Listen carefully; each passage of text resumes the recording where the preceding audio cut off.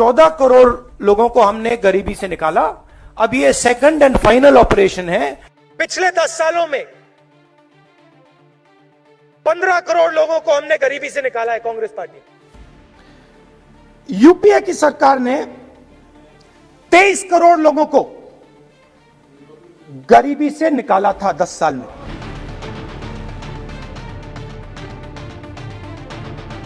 नमस्कार, मैं हूं आपके साथ नम्रता शर्मा। कांग्रेस नेता राहुल गांधी कुछ भी बोलते हैं उसकी चर्चा हो जाती है। चर्चा इसलिए नहीं कि वो क्या आंकड़े पेश कर रहे हैं या फिर क्या बात रख रहे हैं, बल्कि चर्चा इसलिए होती है कि उनके बयान का मजाक उड़ना शुरू हो जाता है, जैसे कि अब हो रहा है। केंद्रीय कानून मंत्री किरण रिजिजू ने कांग्रेस नेता राहुल गांधी की एक ऐसी गलती पकड़ ली जिसके बाद अब हर कोई राहुल गांधी का मजाक उड़ा रहा है। दरअसल यूपीए सरकार के कार्यकाल के दौरान गरीबी उन्मूलन के आंकड़े राहुल गांधी कई बार पेश कर चुके हैं और हर बार ये आंकड़े अलग अलग होते हैं। तो ऐसे में किरण रिजिजू ने अब उन पर निशाना साधा, उन पर तंज कसा और तंज कसते कसते उन्होंने ये तक कह दिया कि ऐसा तब होता है जब कोई व्यक्ति कुछ महीनों में एक बार भारत लौटता है।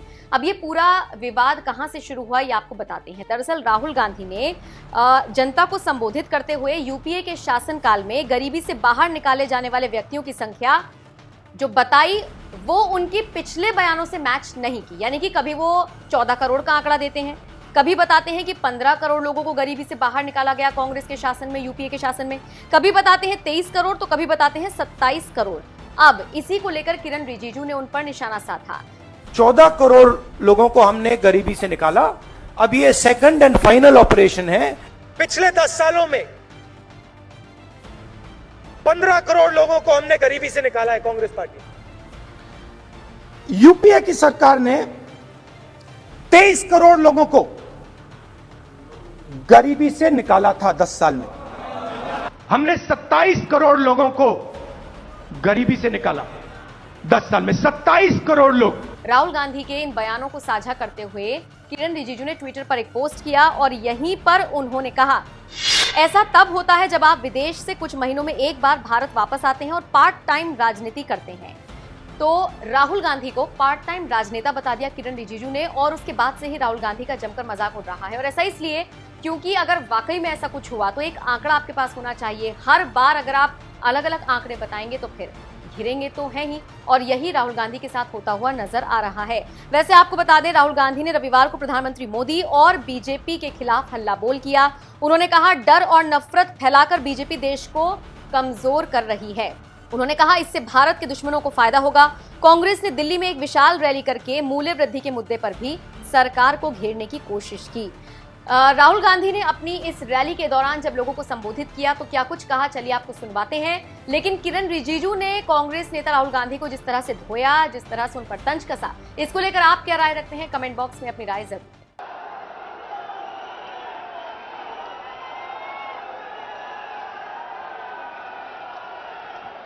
मल्लिकार्जुन खड़गे जी, केसी वेणुगोपाल जी, अशोक गहलोत जी, भूपेश बघेल जी,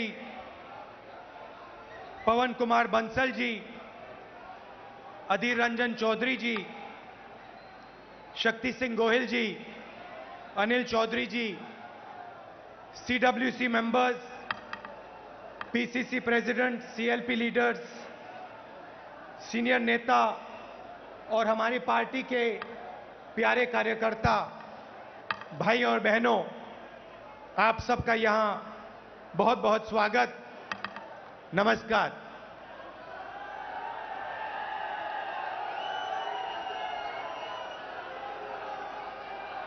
देश की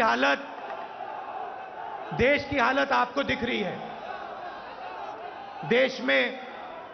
देश में क्या हो रहा है,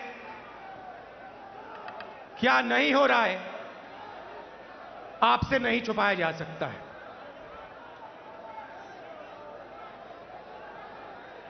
और जब से बीजेपी की सरकार आई है, बोलूंगा हल्ला बोल, तब से देश में नफरत और क्रोध बढ़ता जा रहा है। हुआ करता था, सही है। जो निवाला गरीब आदमी लिया करता था, वो आटा आपको आज लग रहा है 40 रुपए कैसे हो गया? नफरत और क्रोध देश में बढ़ता ही जा रहा है। सही है ना?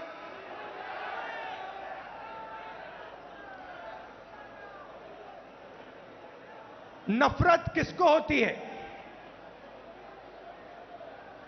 भाइयों और बहनों, नफरत डर का एक रूप है। जिसको डर होता है उसी के दिल में नफरत पैदा होती है। जो डरता नहीं है, जिसको डर नहीं होता है, उसके दिल में नफरत पैदा नहीं होती है।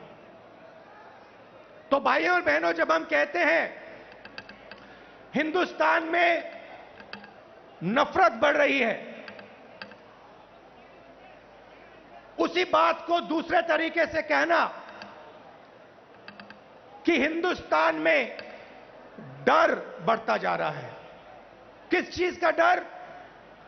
भविष्य का डर, महंगाई का डर, बेरोजगारी का डर, यह बढ़ता जा रहा है। और इसके कारण हिंदुस्तान में नफरत बढ़ती जा रही है। और नफरत से क्या होता है?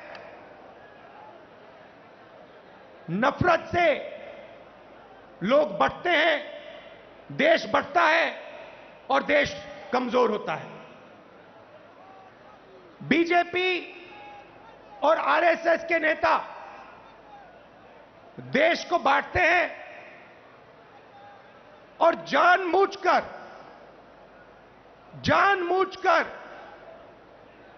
देश में भय पैदा करते हैं, लोगों को डराते हैं और नफरत पैदा करते हैं।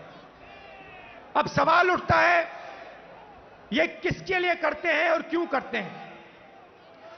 फायदा इस डर का, इस नफरत का फायदा किसको मिल रहा है? भाइयों और बहनों, क्या इस डर का फायदा, नफरत का फायदा हिंदुस्तान के गरीब आदमी को मिल रहा है? पिछले 8 सालों में आप मुझे बता दीजिए, हिंदुस्तान के गरीब आदमी को, किसान को, मजदूर को, छोटे दुकानदार को नरेंद्र मोदी जी की सरकार ने क्या फायदा दिया?